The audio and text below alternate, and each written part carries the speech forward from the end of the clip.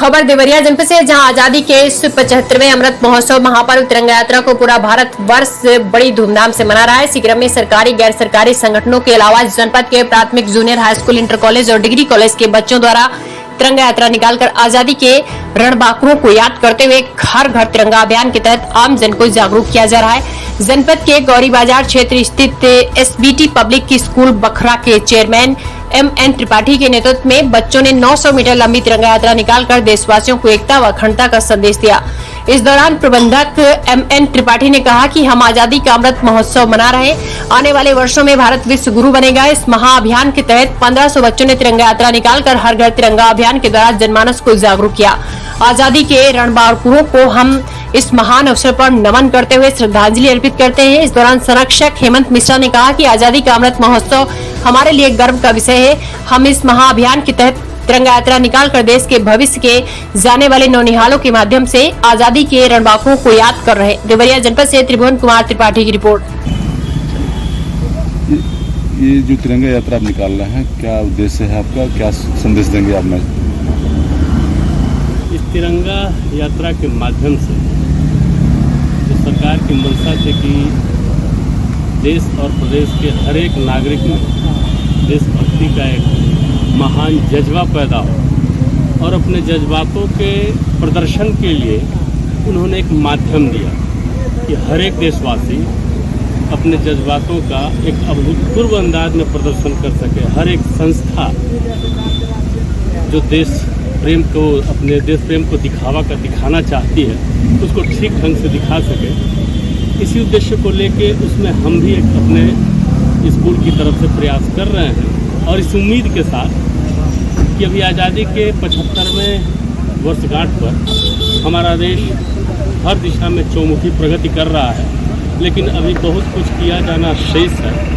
और उद्देश्य ये भी है कि हर नागरिक ये महसूस करे कि हम इस तरह अपने देश को योगदान करें कि जब हम अपने आज़ादी की 100वीं वर्षगांठ मनाएं तो हमारा देश वास्तव में विश्व गुरु के रूप में स्थापित हो सके और दुनिया को रास्ता दिखाने का काम करे। और सबसे बड़ी बात कि हमेशा से हम शांति के उपासक रहे हैं, तो आजकल विश्व में जो चारों ओर अशांति फैली हुई है, हमारी एक ऐसी भूमिका हो और इतनी प्रभावशाली भूमिका हो कि हम देश में, पूरी दुनिया में शांति स्थापित करने योग्य अपने आप को बना सके। और इसमें ये जो जज्बा आप देख रहे हैं जनसैलाब का, ये बहुत कार्य करेगा और जब हम शक्तिशाली होंगे तो दुनिया हमारी बात सुनेगी। राष्ट्रीय स्तर पर ये कार्यक्रम चल रहा है, तिरंगा यात्रा, इसमें तिरंगे का दुरुपयोग होने की भी संभावना है, इसके बारे में आप क्या कहेंगे? हाँ, इसके लिए हमें बहुत सावधानी बरतने की ज़रूरत है, क्योंकि तिरंगा हमारे आन बान और शान का प्रतीक है। इसलिए मैं हर देशवासी से, हर नागरिक से, हर बच्चे से, हर स्त्री पुरुष से अपील करूंगा कि कहीं भी तिरंगे का अपमान न होने दें। और यदि कहीं उनको लगे कि गलती से या किसी लापरवाही वश हमारा तिरंगा कहीं धूल दूषित हो रहा है, तो उसके सम्मान में तुरंत उसको उठा के और अपने हृदय से लगा।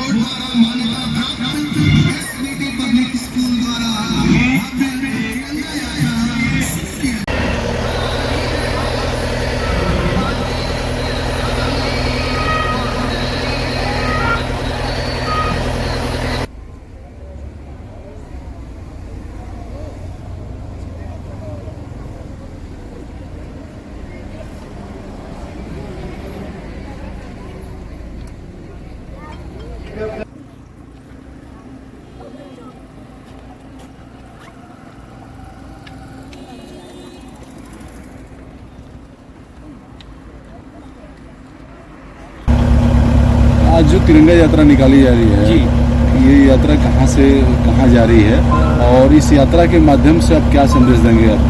सबसे पहले मैं 75वीं अमृत महोत्सव गणतंत्र दिवस की ढेर सारी शुभकामनाएँ आप लोगों को।